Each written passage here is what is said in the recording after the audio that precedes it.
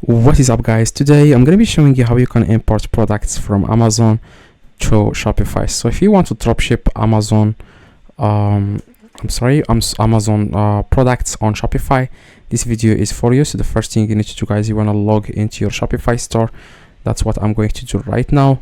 So after guys, you log into your Shopify store, what you need to do, guys, next is you want to click on settings at the very bottom left, and then you want to click on apps and sales channels, and then in the top right you want to click on Shopify App Store. So this way, like, the reason why you have to go to Shopify App Store is you want to download this app. It's called Amazon Dropshipping. Okay, just want to search for Amazon Dropshipping, and this is the app. It's called Amazon Dropshipper plus Walmart. So it doesn't, like, don't worry, it's not about Walmart. This video is about how you can import Amazon products.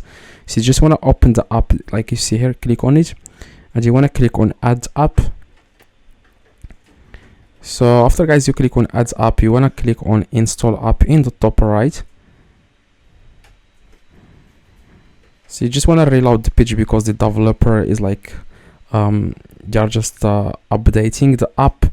So you just want to keep clicking on reload until it takes you directly to, if it doesn't take you, just want to go to Shopify, and then you want to click on settings, and you want to click on apps and sales channels, and then you want to click on Amazon Dropshipper, and you want to click on open app. This problem will not happen in the future. The reason why it happened to me is because the app is underdeveloped. Like, the developer is developing the app, they are changing something in the app. But anyway, this is how it's going to look for you. So you just want to go to Amazon, and you want to find a product that you want to import to your Shopify. So I'm going to find a random product. For example, just going to go with this one. So I'm going to copy the URL in the top, click copy, and then you want to paste the URL here, click on get product,